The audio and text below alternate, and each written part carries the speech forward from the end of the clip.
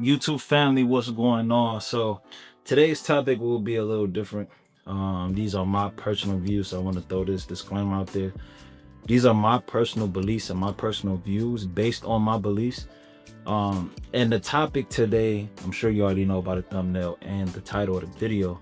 The topic of today is church. And do you have to go to church? Right? That's a very, very, very good question and a very important question to those of you guys who are believers.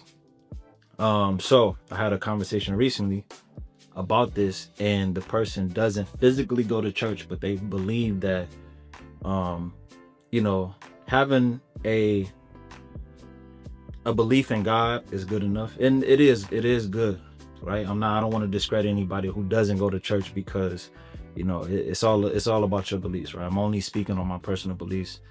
Um, but me personally, I feel like church is more than prayer. Church is more than learn about the Bible.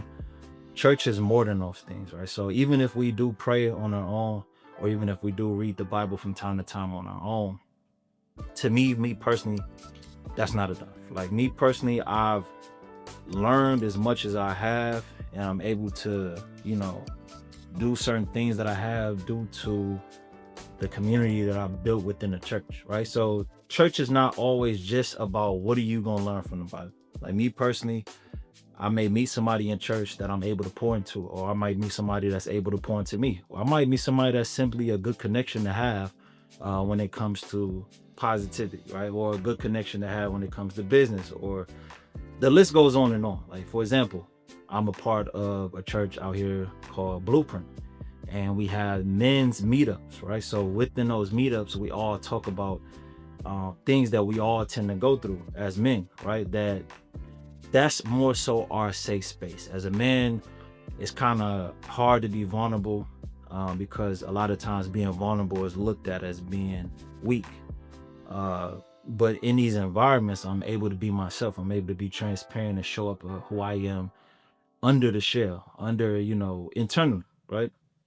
And there's other people that's in there that's able to do the same thing. So whether you're struggling with fatherhood, whether you're struggling with getting over trauma growing up, when a lot of us are going through that, whether you're struggling within your financial life, whether you're struggling within, like your sex life, when you may be fornicating or doing certain things that you may not be proud of yourself for, and you may not know how to handle that. And in society, sex drives so much stuff to the point that where you may feel like you can't go to other people about this topic because you know that basically everything is sexualized. A lot of people are sexualized, so when you go to them about a topic, something that you may be struggling with, whether that's I don't know if I could say it on YouTube, the P word, whether that's that addiction, um and you want to speak to somebody from a biblical standpoint about that aspect of things, you get to go there and speak on it. Rather, you may be struggling and wondering why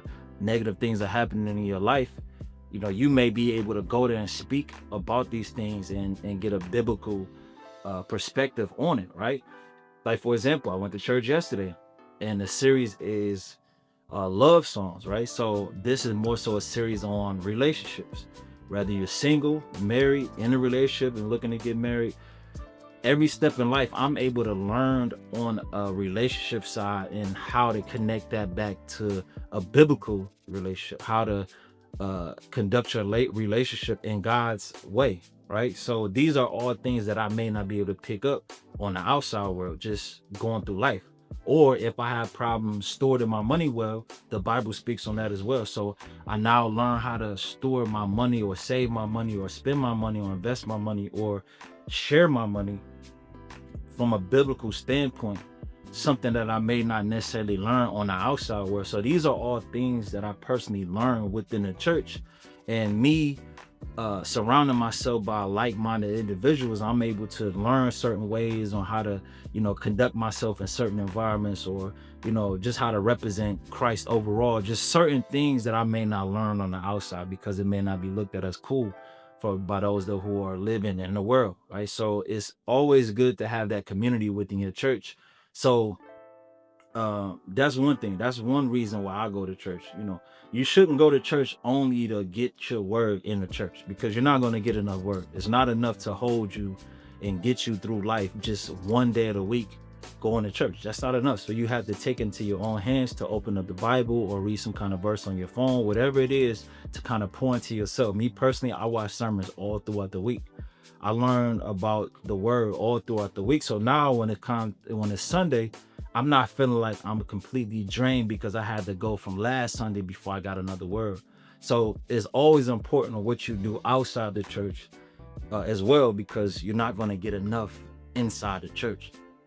Another thing I see people doing when it comes to bashing the church is they start to talk about all the negative things about church. And there are a lot of false prophets. There are a lot of churches that are conducted as money grabs. So I understand that, but we have to really block out all of those things and really focus more so on your motive. What is your reason for wanting to be a part of a church, right? So if it's a pastor in North Dakota that's stealing people money, he's not storing the money correctly, or he's wearing nothing but designer clothes, and you live in North Carolina, that really doesn't affect you because you have nothing to do with that church. You need to find a local church that actually ties into who you are as a person, your beliefs, somebody that you feel like is a good role model.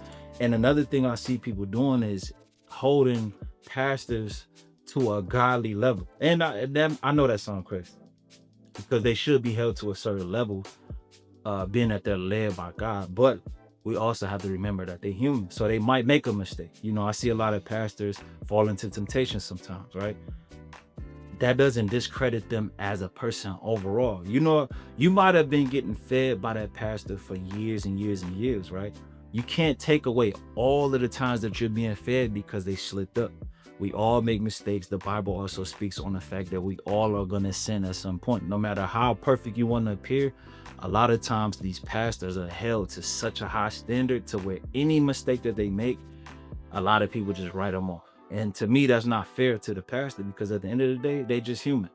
And I'm not saying that they get to be in the club, they get to be getting drunk, high, doing, just going on having sex with people. No, not none of that, right? But I also can't completely write somebody off if they were to get caught doing something that in society we expect them to not be doing.